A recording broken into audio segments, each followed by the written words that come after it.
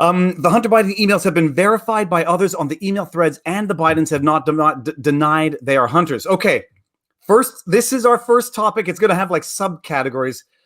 What the heck? So where do we even start with this? I think we should start with, I don't want to get too far into the substance of the emails because they're not verified in a technical sense. It didn't come from WikiLeaks. But let's just, if we go over the overview, the glossing over, 30,000 foot overview of what's allegedly in those emails, what they allegedly show, before we get into the legal questions. Sure. So there's multiple layers of context here. And so the question is where to start with context. We'll start with the granular and then move up to the global. On the granular side, a laptop that is reported to be Hunter Biden's laptop, a copy of that laptop was turned over by a repairman in Delaware to Rudy Giuliani, who then apparently let Steve Bannon know about its existence, and that in turn led Steve Bannon to apprise the New York Post of its existence. And ultimately, the contents of that, or at least partial contents of the copies of that laptop were provided to the New York Post. The New York Post took efforts to validate it, and there was a threefold effort. One, to talk to the repairman about how he came in its possession. Secondly, to look at other information on the laptop and see whether it contained information that could only be or likely be Hunter Biden's laptop. And third, cross-check it against other public information that they were aware of or knew. And all three came back with independent acts of confirmation that it was Hunter Biden's laptop, Hunter Biden's emails, Hunter Biden's text messages. So first question. I mean, this is the first question I had. Why on earth does the repairman even think of going to Giuliani? So three things happen. The first thing is, this is what happens when the key corrupt member of your family that's a key conduit for corruption is a crack addict. Things go AWOL. You can't trust them, unfortunately, to not do something incredibly incompetent. I think I got the French right. Incompetent, close enough. Okay, all right, yeah. You say it better. I'm trying to make it sound like incompetent. The French version of it just sounds so worse. It sounds so, that's terrible. That was from a movie. You are what the French call les incompetents. I think it was Home Alone 1, if I'm not mistaken. Yes, that's exactly right. That's a great reference. And our first cinematic reference comes from you. What happens is, that's problem one. How it happened, problem two is the repairman gets nervous because Hunter never comes back for it. Now, the way repairmen operate is they want collateral for doing the work on your computer or anything else. So you sign a contract that says, hey, if I do all the work and fix your computer and you never come back, I'm like a pawn shop. I get to keep the computer and I get to resell it or do whatever I want with it. And that reaches area number 3 for folks out there. You'd have no expectation of privacy in anything you abandon. So this is why, for example, your garbage is the number one source of cops and private investigators going through it. So I've hired people to go through folks' garbage. People keep forgetting. They think, hey, if I throw something away, it's still mine, even though I'm putting it out to the public to be put into a public place somewhere. And that's why they don't shred things, which you should do before you put it in the garbage. Things like that. You'd be surprised at the things people leave in their garbage. So they really telltale signs. Sometimes the notes of their bad activities. It's like a live show of Darwin Award winners for dumb criminals. But that's effectively what happened with Hunter Biden.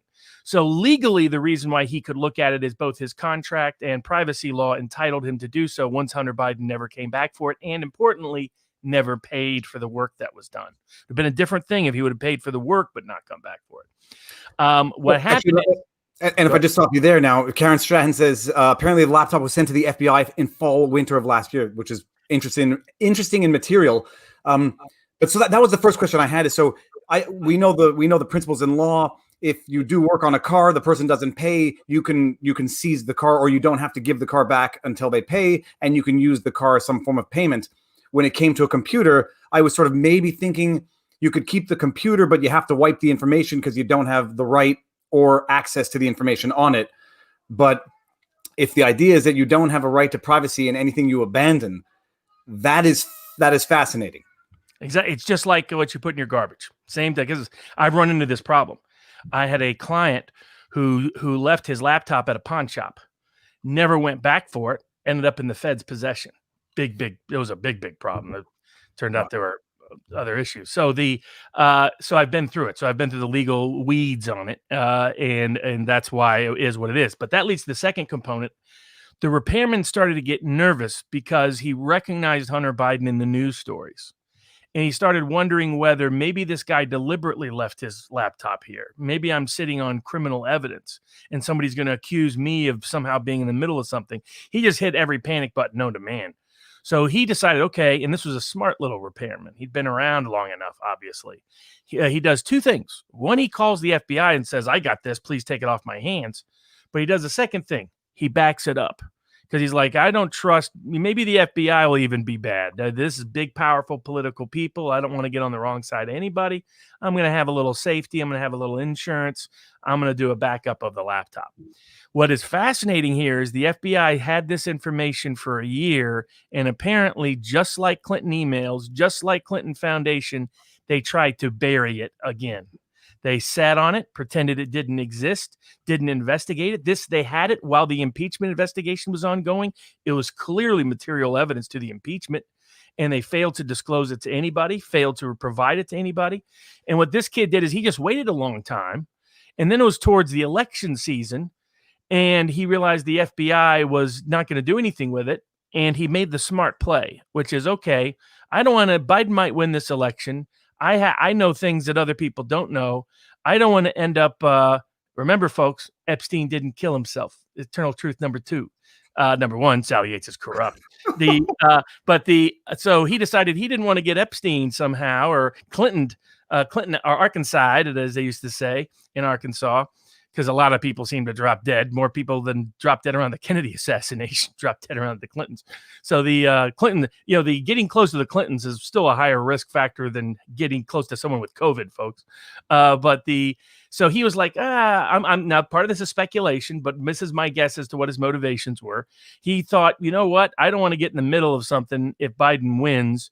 These polls are saying Biden's going to win. I'm going to provide this publicly, so then it's no longer in my hands. Other people have the intel. Other people have the info. Whatever they do with it. But there's no incentive anymore to have me floating in a river in Delaware sometime. So, and the amazing thing is, it's an interesting thought process as well. Is if you don't mirror the drive and you don't have some proof of authenticity of the way it was when you received it or had it, there's no telling who's going to blame the repairman for what magically appeared on that computer after the fact. And it's already happening. Because as soon as the evidence came out, the high-ranking same members of the FBI that have been trying to cover up for the Bidens, just like they covered up for the Clintons, said, oh, this was Russian-planted propaganda. So they were already going there. And so he helped protect himself by having a copy. He released to third parties. He turned the originals over to the FBI without doing anything. He put it out so that narrative would be difficult for them to prosecute. But clearly that's what they would have alleged if he didn't have a copy. They would have said, oh, no, that's fake. And this came from the Russians, and this guy's in the middle of it. I mean, look at what happened to Papadopoulos. He was just a little low-level guy, and all of a sudden he's looking at a couple of years in federal prison. He ended up doing a little bit of time, but still had his life ruined. Same thing to Carter Page, largely. Didn't have to do any time, but had his reputation completely crushed, and bye-bye any connections to Russia after he's disclosed as a source for the FBI and the CIA for a decade. So the kid clearly made the right decision. Young guy made the right play, understood how this works. I believe he lived in Delaware, which would make sense because that means he understood some context that most people don't, which is who Joe Biden really is and why Barack Obama really picked him. And it wasn't because of his blue collar appeal. So, okay. So, I mean, first legal question out of the way, abandoned property, no right to privacy. So once this computer's abandoned or seems to be abandoned, apparently the lawyers wanted it back afterwards, but a little too late. He can look and see, he can see what's on it. And once he sees what's on it, he gives it to the FBI long time ago. FBI seems to do nothing. For whatever the reason, motivation doesn't matter. Later on, he gives Giuliani and Giuliani's lawyer a copy of the hard drive. Giuliani has now been making his turns on the media to promote what was on that computer. Now, what is the nature of the evidence? What is the evidence in quotes? What's on the computer that is relevant to anything other than what some are saying is a troubled kid? So, I mean, there's that aspect, but everybody sort of mostly I saw that as verification that the emails were in fact Hunter Biden's emails, that there were the kind of photos and videos that only Hunter Biden would have on his laptop, that someone else wouldn't have on Hunter Biden's laptop. Frankly, some of the excuses I heard that this was Russian disinformation and whatnot, I was like, well, that would be worse, because that would mean Russians had this private information about Hunter Biden's reckless habits and past and personal videos and whatnot. That wouldn't be a better situation. That would be what they accused. And this goes back to our original statement throughout the how often projection is confession. And you look at what they accused Flynn of, you look at what they accused Trump of, it's often what they are giving you a roadmap to what they are guilty of. And like worry about blackmail, nobody's more blackmailable than the Biden family because of Hunter Biden and his behavior and other factors. But so the key things on there were emails and text, which confirmed information that showed two things. One, Joe Biden's culpable knowledge about what his family was up to. In terms of monetizing his office as vice president, especially for financial reward for the Biden family. And that included his brother, his sisters, his son, and others, and he himself. The second aspect was the degree to which he was personally involved. That there was there's references to him as the big guy. There's references to meetings being set up with him directly, involving some of these dubious actors, all of which he had previously denied. Some of which would, and here's another irony, like if you wanted a true FARA case, a Foreign Agents Registration Act criminal case, what Hunter Biden and the Biden family was doing actually is a much more legit FARA case than what they brought against Paul Manafort or what they brought against people connected to Flynn. It tells you again, they're doing what they're accusing others of, and listen to what they accuse others of, because they're almost always confessing. Reverse it, and you'll get a confession, and you'll know where to look. And somebody smart on that side of the aisle apparently did do that, though they mostly got fortunate. Now, the bigger backstory is Joe Biden comes from the old school Democratic political machine.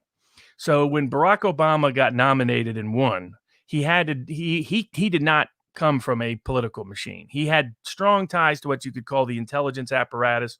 There were connections to that as to people can research it. Won't go into great detail here, but there's a reason why he goes from a low-level student at Occidental College to a prestigious graduate of Columbia University with ties to very unique foundations and institutions in New York.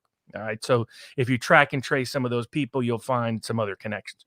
But where he did not have connections was to the old school, two parts of the big political national Democratic political machine. One was just the Clinton political machine, which had built up very strongly. So he gives Hillary the State Department, promises her basically, I think, to become his successor, and turns a blind eye to the Clinton Foundation as long as they keep everything off the books. Hence the emails not being kept in the regular course of governmental duty. And at the same time, but the other part of the big political machine is the old school political machine. I used to say that Barack Obama may have learned his ideas in Hawaii and Indonesia and Occidental College, but he learned his politics in Chicago. And in Chicago, you make sure you are bartering with the right political connections and the right political machines. Joe Biden had no historic appeal to working class whites in the Midwest. He only had one contested election in his life in 1970. After that, everyone was a breeze. Every time he tried to run for anything outside of that, he got crushed and humiliated twice, 1988 and again in 2008, in both Iowa and New Hampshire. So, and again, as it turned out, 2020, both of those states. He's never had unique working class appeal. That was always a bogus narrative that the media pitched. Hillary Clinton took care of the Clinton Foundation and the Clinton political machine, but Joe Biden took care of the old school political machine when the Irish used to run things on the Democratic machine side in big cities, especially going back to Tammany Hall. And that political machine, people can watch shows like The Wire. People can watch a great movie about how urban politics work by John Sayles. There's a range of it. You can read books like New Confessions of an Economic Hitman or The Original Confessions of an Economic Hitman, and the things like that. and it'll educate you on how the political process works at the grassroots level for democratic political machines. If you're smart, you don't make the mistake Duncan Hunter made, the Republican congressman who was indicted and convicted in San Diego, who was using campaign funds for his personal benefit. You don't do that. You do like what Ilhan Omar has learned. And like I said, be like the Somalians to quickly pick up the corrupt aspects of American politics, just like it did in Project Veritas. You make sure your campaign funds don't go to you for personal benefit. They go to a friend or family member who then is just charitable and generous with you. The other legalized form of bribery is you get honorarium and speaking fees and consulting fees and board of director fees and book fees after you leave office. It's actually something I just put up on Twitter yesterday, and I think you retweeted it. Who was it? It was, I'm going to forget the name of the guy who tweeted, this is how how Joe Biden ended up with this $50 million mansion, whatever, $8 million in book sales. And I said, yeah, that's what you call bribery in advance. It's sort of like, here's $600,000 for a speaking gig for a job well done as president. It makes no sense that anybody's time is worth that much, especially after they leave office, unless, there's some implied, do it for us now and we'll line your pockets later. But actually one legal question here about all of this. Did the computer repair guy have any legal obligation to report his findings? I don't know how this works. If you find something like, I'm not suggesting this was on Hunter Biden's laptop. If you find illegal content on a laptop doing a repair, do you have to report it to the FBI? It all depends. It depends on the circumstances. It depends on your right to access that information. It turns on the right to authorized access to the information. So it's now, once it was abandoned property, there was risk, because what happens, for example, let's say you found things that might be child pornography, right? Underage minor sexual activity. Yeah. If that's on there, once it's abandoned, technically that's his. Technically he owns it. Technically he possesses it. That would create legal risk for him. And that's probably what, I'm not going to say that far because that hasn't been confirmed, but I'm saying that could be an explanation for why you went to the FBI. Okay, so that's the interesting political backdrop. The legal questions, then, we now understand the accessing to the computer. He goes to the FBI. FBI does nothing, sits on it. I brought up a super chat that suggested, this was somewhat known within, which is why they rushed the impeachment to get to that before any of this could get out. The speculative stuff I'm less interested in, just because we can all have our own opinions. But the ramifications of what's on it potentially show that Joe did not know what his son was up to. If the text that was released the other day tends to show that it was actually Hunter who might have been supporting Big Joe through the gigs that they got hooked up, whatever. Okay, that's the political side. The legal side, once this story breaks and then Twitter, Facebook goes into full panic mode. And what I love is, the narrative now is, we don't know that, this is Russia disinformation. They're altered. They might be altered, etc. Same exact pattern that goes on with Hillary Clinton's emails when Donna Brazile got caught up in this. So she said, I'm not confirming that these emails may or may not have been modified or altered. They never were altered. Then, apologizes for the truthfulness of them later on. Twitter goes in, and for everybody who doesn't know this, was not allowing people to share the link to the New York Post expose article breaking the story. Somebody from the New York Post, one of the journalists themselves said, I can't tweet a link to my own story or our own story because Twitter's blocking it. No explanation. They just block it. Facebook as well.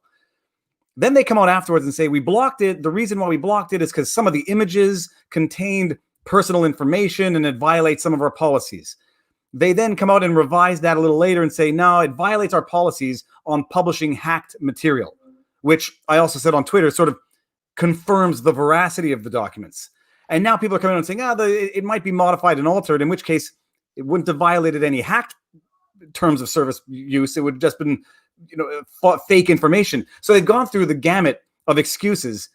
But Robert, how does a social media platform justifiably, legally or illegally, or is it illegal? How do they go about censoring that without consequence? I mean, people are asking, how do they do it? How do they do it? Well, it's always helpful when the Ukraine advisor to Biden's campaign and to Joe Biden historically is now the director of fact-checking for Facebook in that precise area. So that's where it starts. The second aspect of this is, how does a criminal case like this sort of bust open? The timing. For that, the problem when you're trying to set up let's say you're trying to monetize Biden's power. And the excuse from Biden was always other people are doing it without his notice or knowledge. He's not culpable. Maybe his family members doing it, but he's not involved. That's what the emails and the texts refute and dispute. But the problem is usually you get in bed with other corrupt criminals. So the other backstory to all of this, and the reason why they were ready for something to fall and ready to suppress it and censor it and try to create a dissident story. I mean, they were quick with the dissident story, quick with censorship, quick with suppression. That usually means it was the day of. Like, it was the day of. You couldn't share the link to the article, and it was mind blowing. It was mind blowing. Sorry, it's because they were prepared. They knew this was coming, and the reason why they know this was coming is everybody's known this about Joe Biden for a long time.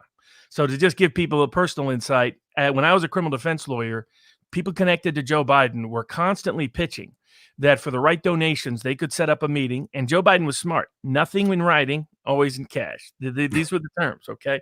And these were Joe Biden's allies. I couldn't directly pin Joe Biden for it, but these were people that knew him, were close to him, politically I lied to him. I refused to get involved, told my clients don't get anywhere near this with a 10-foot pole, didn't trust it at all.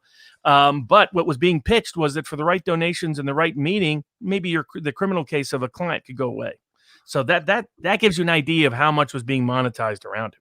And when Hunter was in debt and deeply involved with billion-dollar deals with Chinese government officials, multi-million-dollar deals with Ukrainian corrupt energy officials, multi-million-dollar deals from what they call in Russia the Moscow Mafia, which people don't know that there's a bunch of political groups that have power. Putin has very little direct power in certain ways. He just tries to keep the corrupt people in check. The Moscow regime is infamously corrupt. When something goes crazy in Russia, it's usually the Moscow regime. It has nothing to do with Putin. But the most corrupt actor in Russia is the wife of the widow of the Moscow mayor. You can look into how she became the widow. That's another story. But she had a completely unexplained massive money sent to Hunter Biden. He set up a consulting company, something generic like Rosemont Seneca. It sounded like the Wolf of Wall Street, Stratton Oakmont, which will actually come back into our Section 230 story, ironically enough. Yeah. I took a picture of the super chat that I just brought up from Zippo because we're going to get into Section 230. So exactly. So the issue is that anybody who's been around the Bidens and in the Biden political, as soon as he got power, his sister suddenly becomes a political consultant. Do you think she's really a skilled political consultant, folks? It's just ways to funnel money to the family. The brother is doing real estate deals in Iraq. Do you think he had a real estate connection? Research his history. Do you think Hunter Biden suddenly became an expert on Chinese data security or Ukrainian energy? Everybody knew what was going on. And the only question was, could they prove it was tied to Joe? And the reality was Joe was smart. Joe didn't put it in his calendar. It was a great thing. It was the Prince Andrew defense. I double checked. I didn't meet with Epstein that day. It wasn't written in my calendar. Yeah, right. The calendar defense. It's like the Stephen Glass defense for when he was that fake. I like the Prince Andrew. Was it Prince Andrew? The defense was, I recall at that period of time in my life, I was unable to sweat. That was one of the defenses that he gave. He was online. Never a party guy. He doesn't know where that comes from. Party, Prince Andrew.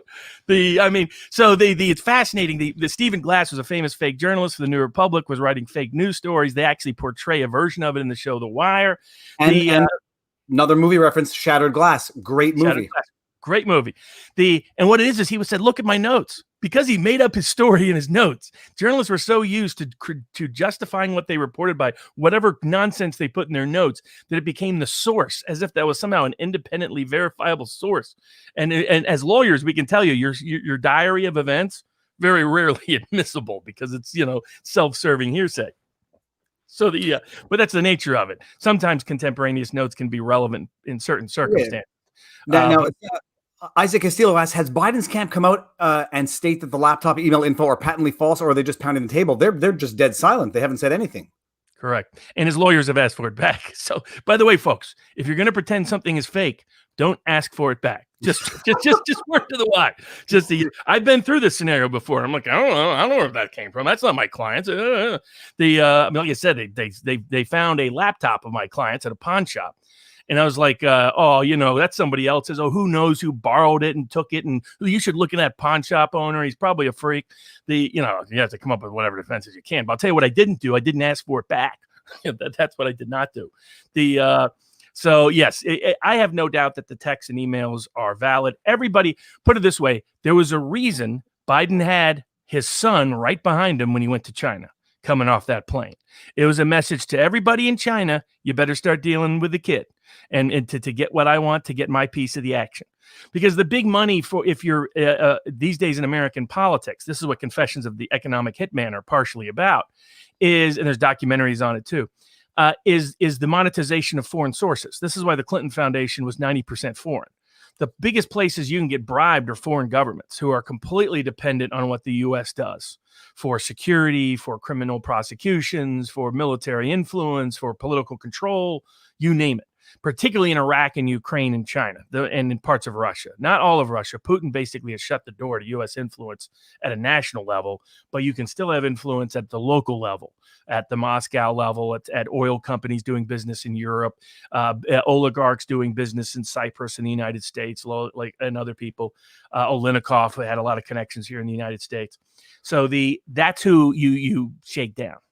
And the Biden extended family has done an art form of it. And the money there's emails that are saying that Biden was going to be a secret 10% shareholder of a Chinese company. By the way, most of these people have been criminally prosecuted in their foreign countries. The people he was involved with in Ukraine now being criminally prosecuted. The people Hunter was involved with in China now being criminally prosecuted. Not only that, here's the other way this story backed out. The problem with dealing with when you have this sort of corrupt set of families, aside from one having a derelict kid who's such an addict, he's going to leave his laptop at some local repairman's shop. The other problem, and maybe not fully remember, the other problem is you're going to inevitably invite foreign or other corrupt actors around with you. So the other thing that blew up here is his main partner in all of these projects was a guy by the name of Devin Archer, along with John Kerry's stepson from the Heinz family fortune money, as in Heinz ketchup money. And they were the three partners with this project that was basically monetizing access to the vice president to all of these corrupt foreign oligarchs around the world. And they just decided, hey, why stop there? Why not rip off some Indian tribes and some hedge funds here in America? So they're just, it's a problem with dumb, greedy people. Like I said, corruption, okay, dumb, okay, both together, not good. And it's the Judge Sullivan disease. So Archer basically got involved, tried to rip off an Indian tribe. They did a bond deal. Then they got control over a hedge fund that had money from an investment fund that had money from pension funds. And that was their problem. They scammed some big rich people in the process, got them to buy the bonds, actually pocketed most of the cash, didn't give it to the tribe. They all go back and read about the Abramoff scandal that implicates Ralph Reed even on the Republican side of the aisle. Long history of them ripping off tribes. I've represented a range of tribes in a range of matters, and it's a frequent problem. But again, the part of how that whole deal went down was they were selling their access to Joe Biden. Now, guess who steps into our story to make sure this criminal case stays cabined? Which district do you think steps in? I'm going to say, if I have one guess, SDNY. Even though they weren't in the SDNY, the tribe wasn't in SDNY, the people defrauded aren't in SDNY, but magically the Southern District of New York and Preet Bharara come to play. And they get the case somehow assigned to Dan Abrams' sister, who's the daughter of Floyd Abrams, whose husband is part of the Mueller special counsel team. So they secure convictions of these guys. Somehow Hunter Biden is the one who doesn't get touched. Purportedly had nothing to do with this somehow. And in fact, the judge, strangely, sets aside the verdict that happened in her own courtroom. But what happened first week of October? This is another reason for timing. First week of October, the Second Circuit Court of Appeals reversed what Judge Abrams did, reinstated the verdict, and it meant Devin Archer and his other comrades were going to prison soon. And apparently they were very unhappy about this fact. So and my guess is they probably went to Hunter beforehand and said, make sure your dad protects us and we'll keep our mouths shut. That didn't happen. My hunch about the timing of this is that they're talking to Peter Schweitzer and other people, confirming what's on emails, confirming what's on text, confirming the modus operandi. Peter Schweitzer both wrote a book about some of these issues, and there's a documentary on YouTube done by Blaze TV that people can look up about Biden and the Chinese secrets involving China in particular. Peter Schweitzer did Clinton Cash. He's also documented corruption on both sides of the political aisle over the past 20 years. Very good, independent, investigative, old school journalist. He does it with documents. He does it with evidence. He prepares it like I would prepare it or you would prepare it going into court. So there's definite evidence of extensive Biden corruption. And the question is, can they keep a seal on it better than they kept a seal on the Clinton emails and Clinton Cash scandal of 2016?